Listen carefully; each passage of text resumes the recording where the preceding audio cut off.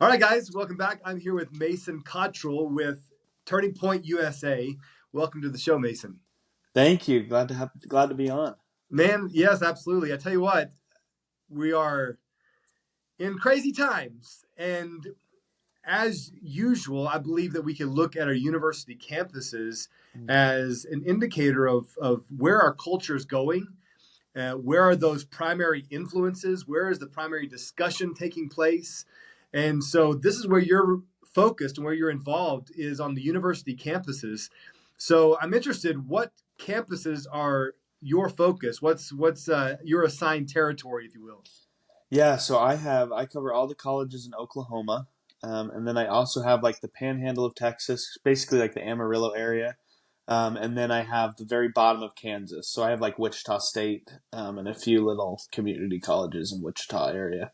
Okay. Um, but yeah, I cover. But my main focus obviously is Oklahoma, just with it being the biggest part of my territory, and OU, Oklahoma State, and UCO are really my three biggest schools.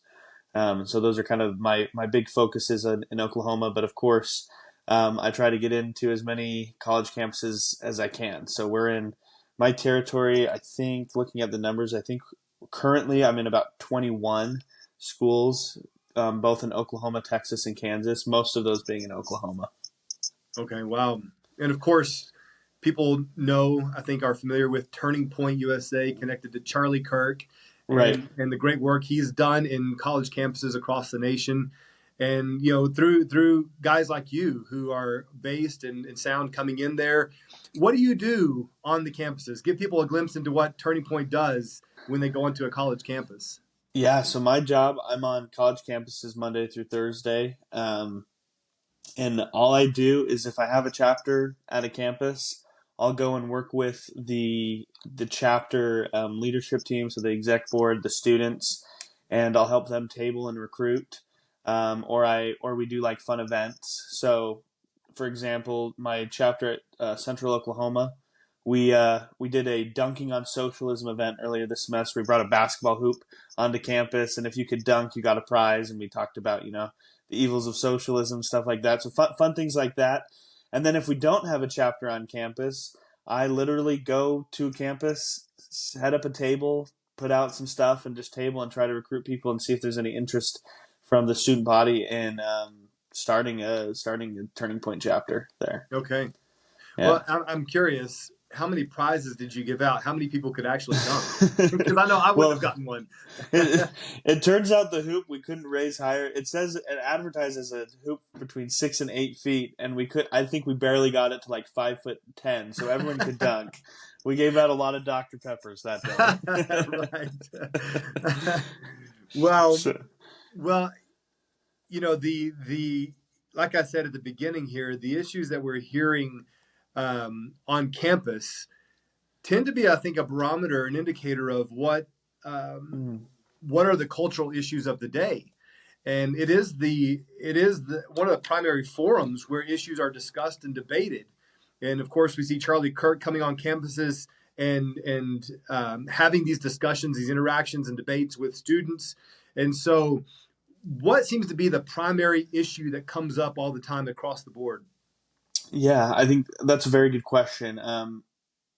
It's very different. So Turning Point, our main focus is free speech, free markets, free enterprise systems, bringing the constitutional values back onto college campuses. But most of these students, especially on the left, are concerned about gender ideology, racism, trans issues of the day. Those are kind of the issues that they want to talk about. However, when I put out a "taxes are shady" sign, they all agree that taxes are shady, right? So there's always this. I think that students are focused on the things that don't actually really matter or impact them. Because when you put out a sign that criticizes socialism or says we don't like taxes, they kind of can kind of get on board, especially with the taxes thing. They all get on board with that, right? So, but the left and the students that identify as leftists are really focused on those social issues, and those really kind of creep into every aspect of the things that we try to talk about and do. So it brings up an interesting point. Is the left then directing the discussion? Are we talking about these things simply because the left wants to talk about them and they're making it an issue? If they were not involved, would our conversation look entirely different? Yeah, I think so. I was at the University of Science and Arts of Oklahoma a couple weeks ago. Super, super liberal. I did not know this when I set up. I just brought a table, set up on a random part of campus, but I was right outside the art building. And so I was like, why am I getting all these like weird people? And all I was doing, I had I'd have this tabling idea that I've been doing for March Madness where instead of like, I have a bracket where instead of it's college teams, it's like things that are American. So you have like free speech, you have maybe like corn on the cob, the rodeo, taxes, voting, like things that when you think of America, that's what you think about. And doing like a bracket and asking people, hey, what do you think is more American, freedom or fast food? And then they would vote. And that's all I did. I literally walked up to these kids and said, hey, what do you think is more American? People thought it was fun, got a lot of people to come and talk to the table. But then as soon as I said I was from Turning Point USA, there was this change in their demeanor of like, "Oh, you hate me." It's like, "Well, I didn't say anything to you that would insinuate that." And we actually started a chapter there that day, despite a lot of opposition. And the student that started the chapter for me, he sent me a screenshot of a conversation that they had on there. I don't know how Snapchat works, but I think it was like on the Snapchat for the school or something. And somebody had posted, "Hey, if you don't talk to the guy outside, he's with Turning Point Oregon or Turning Point USA, which is a racist, homophobic, transphobic organization." And I saw that and I was like, I didn't even talk about any of that to these students, right? Wow. I was talking about, I had signs that said socialism sucks or dump your socialist boyfriend, and we talked about socialism, right?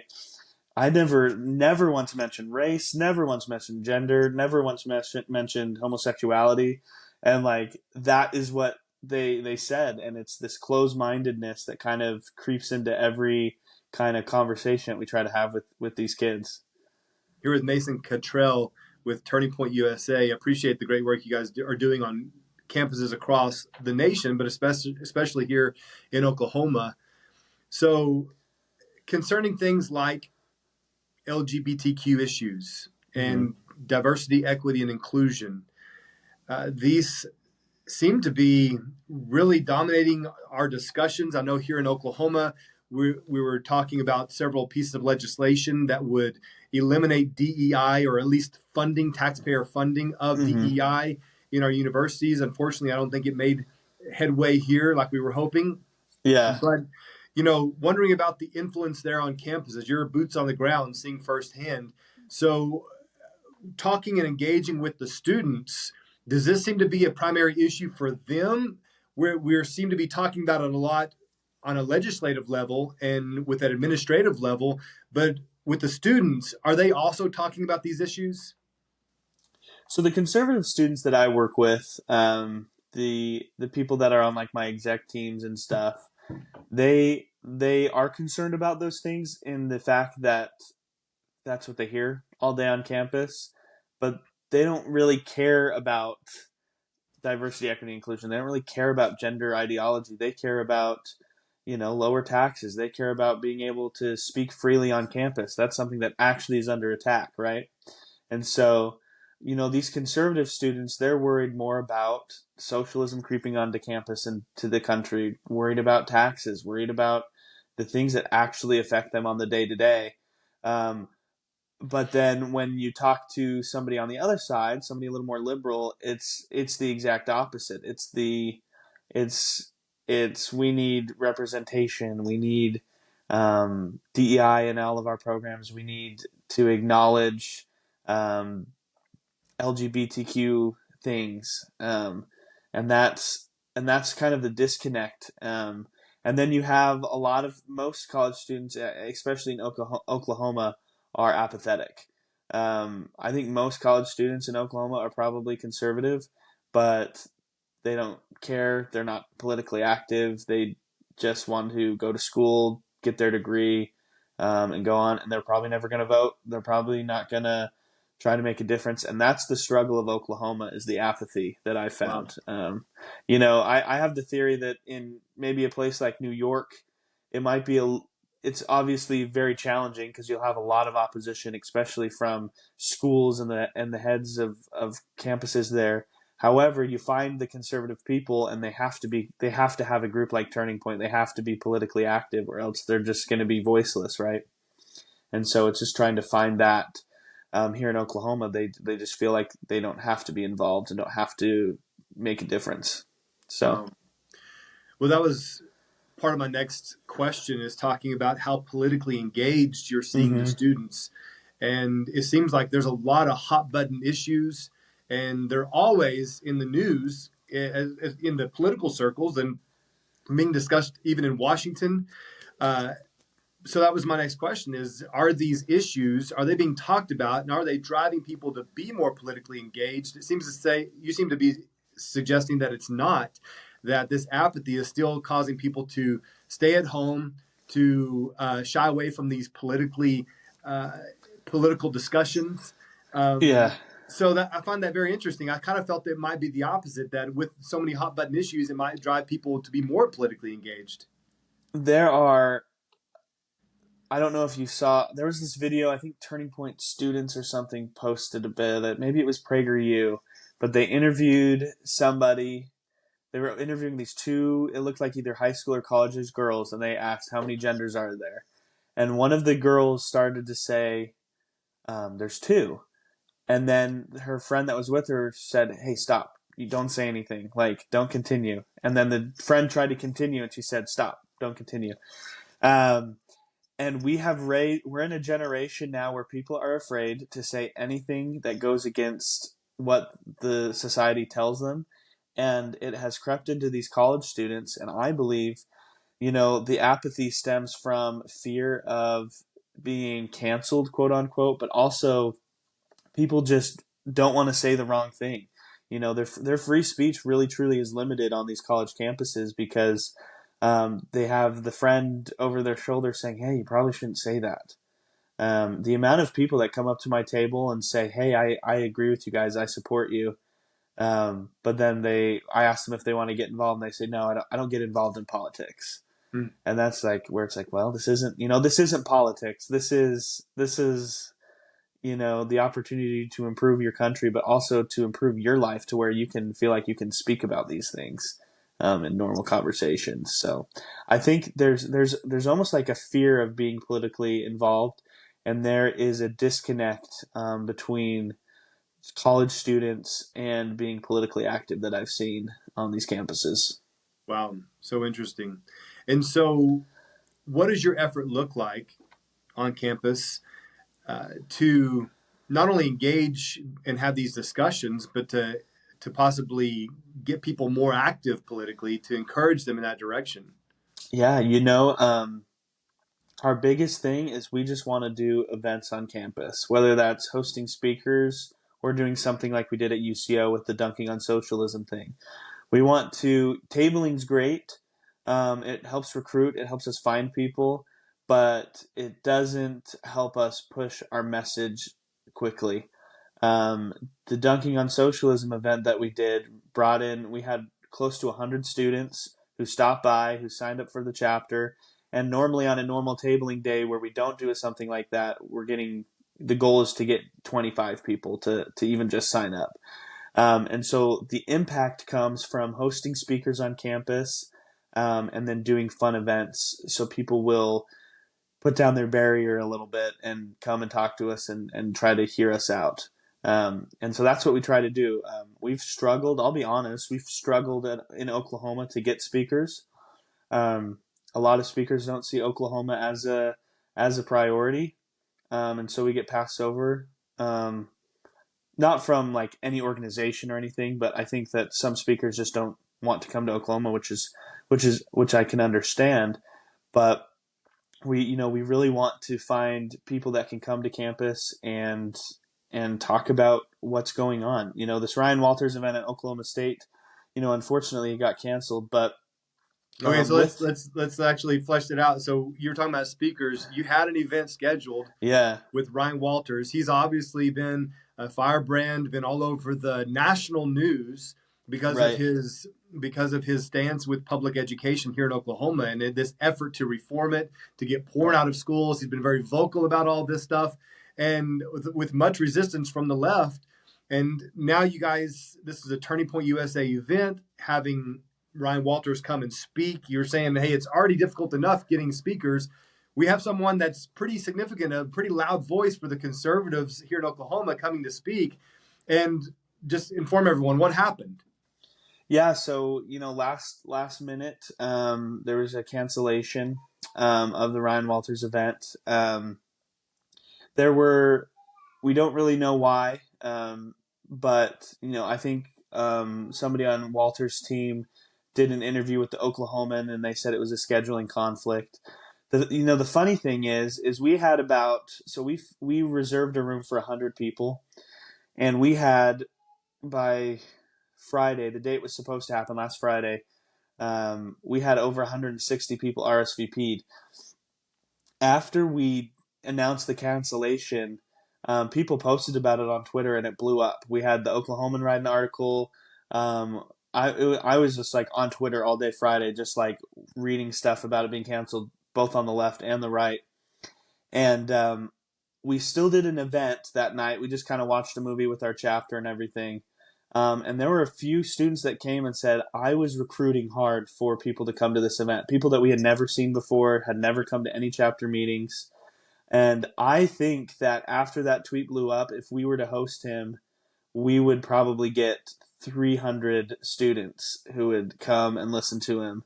And it's unfortunate that happened. There was some opposition. There's actually protesters that still showed up to our event. And they were kind of funny, but they still showed up and protested our meeting. And I think they said now they're all fired up and might protest, the rest of our Turning Point meetings, which would be kind of, good publicity for us, I guess. But yeah, but I really think if he were to come to campus, I know his spokesman said that he's hoping to come to campus. I really think we would pull a large crowd for him, and that's when you pull numbers like that and students in like that. That's where the difference comes. That's where people are able to say, "Hey, I know this is a controversial figure. I know that he says stuff." And a lot of students who aren't politically active are still curious, and they can go and they can see for themselves and make that opinion. And I think that's where the big impact comes. And then we have lots more people that are dedicated and interested in our Turning Point chapter. So, I hope that he does come back and reschedule. And I really do think we would have a lot of students there that honestly I think would just want to listen to what he has to say and not oppose him. And that's where that difference will come in, I feel like. So yeah, here's Mason Cottrell with Turning Point USA. Cottrell, did I get your name right? there you go. I hope too. I hope they reschedule it. I saw the flyers that were circulating saying F Ryan Walters. Mm-hmm. Of course, it was spelled out completely, and really blaming him for the death of Next Benedict, who's been all over the news, the non-binary student who was in the bathroom altercation and died the next day. However, it was ruled that it was not as a result of trauma or related to the actual fight, but it was because of an overdose, a mixture of two medications, and it was ruled a suicide. I personally have questions about if it was a suicide. I haven't seen anything else on that, but I know that suicide kind of fits that narrative as well, to victimize the LGBTQ community. Right. But they on the OSU campus tried to capitalize in that moment, blame Ryan Walters for the death, and effectively, I don't know, I would say effectively kept him from coming. I was disappointed to see that it was canceled because I felt it would embolden those on the left that oppose this message. And I do think it's important to make clear that OSU was very supportive of him coming in the event. Correct. Yeah. So what have you said they showed up still, the protesters showed up, and were you still hearing some of that messaging of connecting Ryan Walters to Next Benedict's death, or just the victimization of the LGBT community?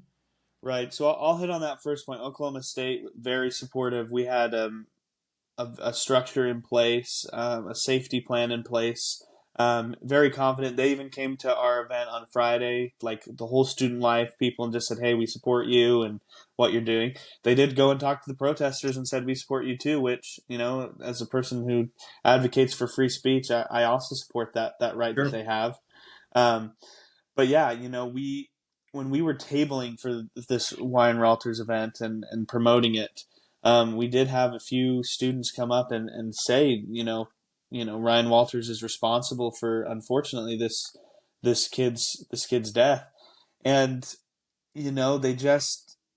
they say, when you push something so harmful and you know spread hate, that makes people feel like yada yada yada. They give their little spiel. Um, but you look at these people that are telling you this, and it's very clear to me that they all look the same. They all kind of have the same opinions and things, and it's we are taking this issue so lightly, and we are just saying you feel like you are something that you literally can never be, and we are going to push that you can become that person or that thing, which is literally impossible. And then the suicide rate for people who do transition is higher than people before they transition. Yeah. Why is that? It's because we're telling them they believe in this ideology that tells them we can be I'm a boy, I can be a girl, when in reality you can never be a girl if you're a boy. And then you also have the people that threaten to kill themselves, and so you have these mentally weak people that have these health problems, and they've been told that you can be something you're not, and then when you face doubt that you can be that person, or you don't feel accepted by even one person, it's okay to then commit suicide or harm yourself even. um, and that's the danger of this ideology. It's not the people that oppose it. The people that oppose it are speaking truth and facts, and they don't really. None of my students have ever gone up to a trans person and bullied them or picked on them. You know what I mean? Like, that's not. We live in a society that's scared to do that. Again, going back to that video clip I saw of that girl who told her friend, "Don't say that there are two genders." We live in a society where nobody's going to go and bully these people. But You know? I guess that's kind of relative depending on how you define bullying, because they may define bullying as calling them the True. wrong pronoun. You True. call them a wrong pronoun, and that's like hate speech. Right. Yeah, so I guess that's true. That's if we want to get into the definition game, that's basically what I deal with every day on college campuses. It's a hey, we hate socialism, and then they say define socialism. I've gotten to the point where I'm like, I'm not going to define socialism until you define socialism, because we're not going to be on the same page. So that's what it is. It's they control words, they control thoughts and actions, and it's dangerous. Absolutely. Now, when you say that we're not taking it seriously, are you saying that we on the right, as conservatives, aren't taking it seriously enough? I think we're taking it pretty seriously. I think the left isn't taking things seriously. Well, I don't know. I mean, the fact that so many people in this generation are identifying as LGBTQ, Hmm. there's got to be something that we can do. And so, actually, I would rephrase that. I definitely think that we're not doing enough all around the board. Um, we need to promote, the values that promote truth and reality. We need parents that aren't just going to accept their kids and buy into the lie that, hey, your kid, if you don't accept your kid then as something that they're not, then they're going to kill themselves. We need, that's something that gets thrown around as, Yeah. and they try to, we need stronger parents. We need stronger schools. We need stronger support systems. Um, One of those support systems is the local church, and yeah. I know that a lot of local churches have their chapters on college campuses as well. So I'm just curious, have you had any encounters that have surprised you with church presences that you may have expected them to be on the same side as you, but they end up opposing you? I'm just asking. I don't know. Yeah. Yeah. Well, Oklahoma City University. I think there's a church. It's private, and I think it's run by the Methodist Church. I don't remember the church that is affiliated with it. But on the drive to Oklahoma City University, there's a church right next to the campus. It's got a big, pride trans flag, Hmm. prominently displayed. Um, and they oppose, what we teach and what we believe in. So, um, there, I'd say most churches are on our side, but there's an increasing and concerning number that kind of buy into this ideology. You see that at Oklahoma City University.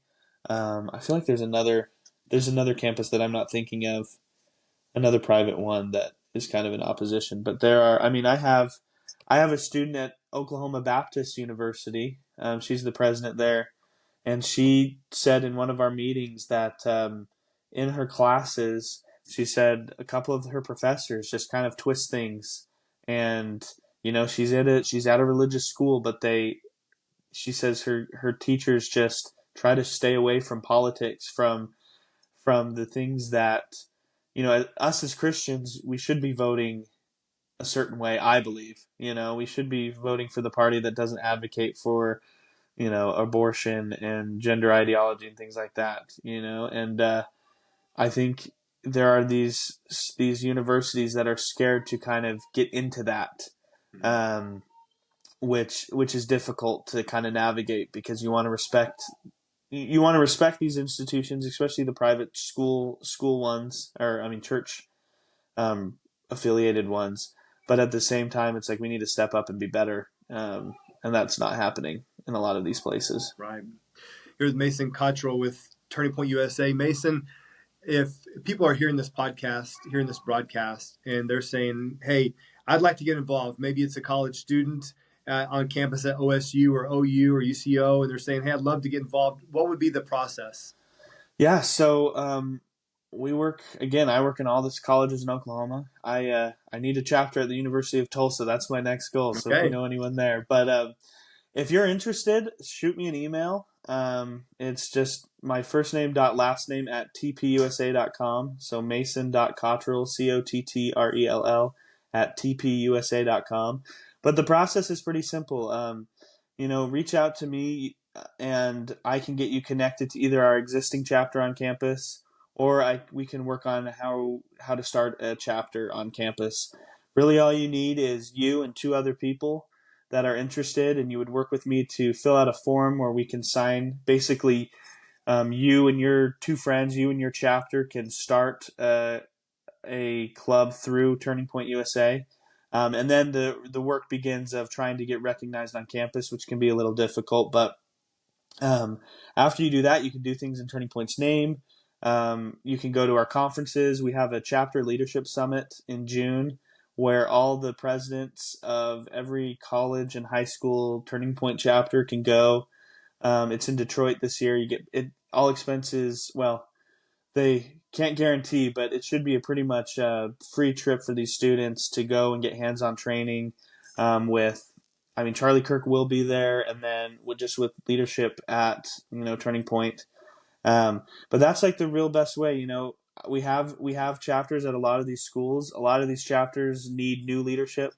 So if you think, oh, I could never be on the OU's leadership team, and I really want to be a leader, that's not necessarily true. We can find a leadership position for you. The school year is almost up. A lot of my students are graduating, and so we're always constantly looking for people that can take a leadership position. And then we, of course, always just looking for regular members of our chapters who can contribute and come to campus and try to make a difference. So Wonderful. Man, that's so good. So Tulsa University, guys, we need somebody out there to step up to the plate. That's good. I know there's got to be some out there listening saying, "Hey, let's yeah, show him the tap on the shoulder." So go ahead and yeah, shoot him an email, and yeah. let's get somebody raised up over at Tulsa University. That's great. Well, once again, Mason, I appreciate your time today, but also just the work here in Oklahoma. There's a lot more work to be done, and we've got to Right. encourage those conservatives on campus to stand up and be a voice. And so I'm hoping that they will be drawn to what you're doing there, the chapter there, and man, get engaged and get rid of this apathy. It's killing us. Yeah, yeah, that's my biggest. That's the thing that I've observed the most is we have too much apathy, and All we can't right. have apathy. We can't have apathy anymore. No, not at all. Not at all. Well, love what Turning Point does, and man, Godspeed. Will continue to pray for you on the campuses here in Oklahoma. Awesome, I appreciate that. Thanks, Jake. All right, Mason. Thank you. Yep.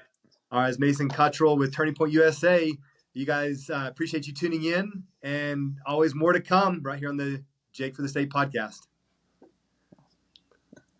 All right, Jake. I'm gonna go ahead and hit stop on the record. Awesome, brother. Well, good Appreciate stuff. that. Yeah. You bet. You bet. What I'll probably do is take a portion of the interview and then play it on the radio station, and then refer people to the full interview on the podcast. Cool. So yeah, but that's awesome. However I can help, man. If yeah, need any help in the future, let me know. Well, I had an idea that I wanted to run past you actually. Okay. Yeah. I don't know if you would ever be interested in speaking on campus. Sure. Yeah. I had this idea of maybe maybe in next month or maybe just starting next semester, having you come out to some of my bigger chapters and speaking. Okay. Yeah, that'd be great. And then I thought it would be cool too if with every chapter that you speak at, maybe interviewing, a chapter president or two. Yeah. Either on your radio show or on a podcast kind of thing if you wanted to too. Just give the students that opportunity. I like it. Okay, cool. I'd love to do that for sure. Okay, cool. Yeah, we would love to have you. I don't know if you would want to charge a speaker's fee or if you do it for free, but we would love to. I think like I said, we sometimes have a hard time finding speakers, and some of these chapters really want to host somebody, and I think it would be beneficial to host you and on these campuses and stuff. So yeah, exactly. Well, let me get with my people who's helping me get organized. yeah, and helping me with my schedule and everything. I got to make sure that it's whenever you turn that over to somebody, then you have to depend on them. So let me check with them. But I'd love to do that. That'd be so good. Okay, cool. And also, I have he's kind of becoming a partner in a separate podcast that's focused on health and fitness and things. Okay. And but they're at UCO campus. Okay. And it's through a church, but they have a house out there called the Thatcher House. I don't know. Okay, I've heard of this. Yeah. And so it's kind of been quiet for a few years, and they're just reactivating on campus to re-engage and stuff. But they're also kind of just praying about what to do. Right. But I thought it might be a good connection for you. Yeah. We would love that connection. Building up our UCO chapter has been difficult, so I'll take any of the help we can get on that. Absolutely. Yeah. And I'm sure they'd be open to using the house too to maybe collaborate on some stuff. So yeah, that would be awesome. We could get some more faith-centered speakers out and speaking there. So that'd be cool. The guy who's heading this up a few years ago, that's what he was doing, is bringing in some top-tier speakers. Oh, cool. And I think that they had a speaker coming in, well known. I forget who it was, but it caused a pretty big uproar on campus. Yeah. And there was a liberal there that was getting in people's face with a camera. And so he kind of went like this and knocked his glasses off, and then they charged assault, and then they had to shut down. So it was crazy how that happened. But yeah, that's nuts. Yeah, I've had some community members actually, I think, reach out to me about the Thatcher House. So that would be a great connection for us. Okay, yeah, I'll connect you guys. Yeah, okay, cool. Good stuff, man. All right, brother. Well, I'm gonna reach out to Jordan and see if I can get him on pretty soon. Yeah. Talk about the high schools. Yeah. It's the high school's much different than college, so different type of work, different type of reception and stuff. So it'll be good to see what he says. Yeah. Well, we'll have to get together in person sometime soon too. Yeah, I would love that. Okay, brother. I'll let you go. I appreciate it. Thanks, Jake. Yeah, you have a good one. All right. Bye-bye. Bye.